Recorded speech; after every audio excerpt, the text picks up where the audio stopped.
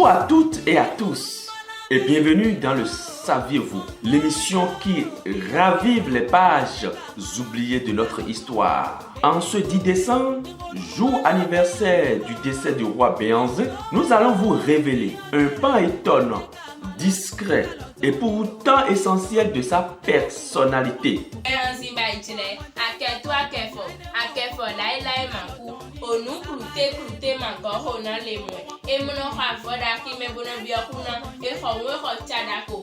On connaît Béhanzin comme le dernier grand roi du Dahomey, le stratège, le résistant, farouche face aux Français, le requin indomptable. Mais saviez-vous qu'avant d'être l'un des plus grands chefs d'État africains du 19e siècle, Béhanzin était aussi un artiste complet, un musicien, un poète et même un sculpteur dont les créations ont traversé le temps. Aujourd'hui, nous allons entrer dans l'intimité d'un souverain dont l'âme vibrait au rythme du chant et du bois sculpté. Béhanzin, un roi musicien. Avant son accession au trône, le jeune Kondo, futur Béhanzin, est formé comme tout prince du Dahomey à l'art militaire, à la diplomatie, mais aussi aux arts traditionnels. Ce que l'on sait moins, c'est qu'il possédait un véritable talent pour la musique, en particulier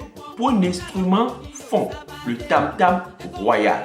Béhanzin maîtrisait le tam-tam parleur, capable de transmettre des messages codés sur plusieurs kilomètres. Son jeu était réputé d'une rapidité et d'une précision rares. Il composait même ses propres rythmes qui reflétaient sa vision du monde, sa sensibilité, ses colères et ses espérances.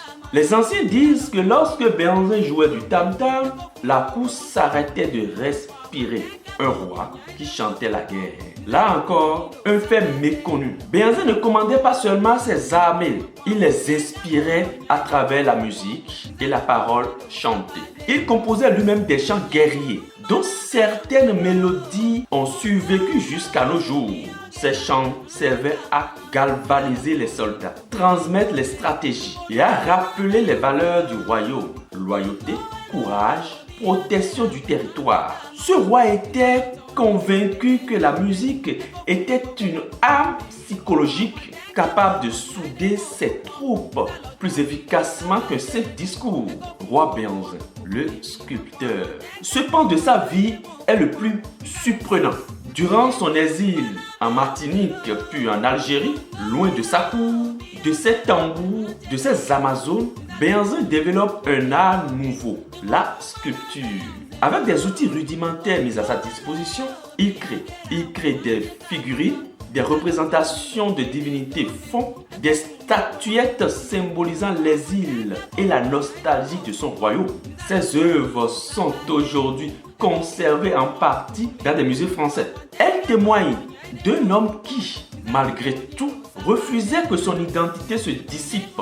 Chaque sculpture est un cri silencieux. Je suis toujours roi, même en exil. Les spécialistes affirment que son style rappelle celui des ateliers royaux d'Abomey, preuve qu'il maîtrisait déjà ce art avant son départ forcé. Béhanzin était un roi qui utilisait l'art comme arme politique. Pour Béhanzin, l'art n'était pas un simple loisir, c'est une arme douce mais puissante. Ses chants servaient à unifier le peuple. Ses rythmes au tam-tam étaient des messages codés pour organiser la résistance.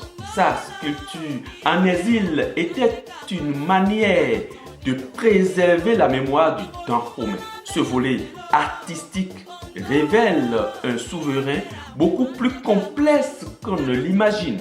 Un homme qui comprenait que la culture est la première force d'un royaume, peut-être même avant l'armée, l'héritage artistique méconnu. Aujourd'hui encore, dans les familles Fon et dans la cour royale d'Abomey, certains rites attribués à Béhanzin sont joués lors des cérémonies. Ces sculptures, longtemps oubliées dans des réserves, sont redécouvertes par des chercheurs.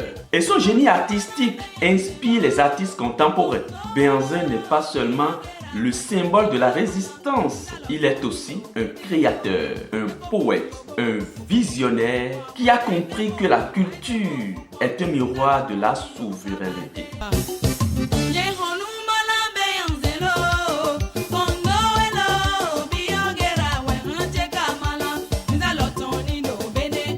Vous venez d'écouter le Saviez-vous, spécial anniversaire du décès du roi Béhanzin. Aujourd'hui, nous avons révélé un aspect souvent méconnu de ce grand souverain, son immense dimension artistique. Le roi guerrier était aussi un roi musicien.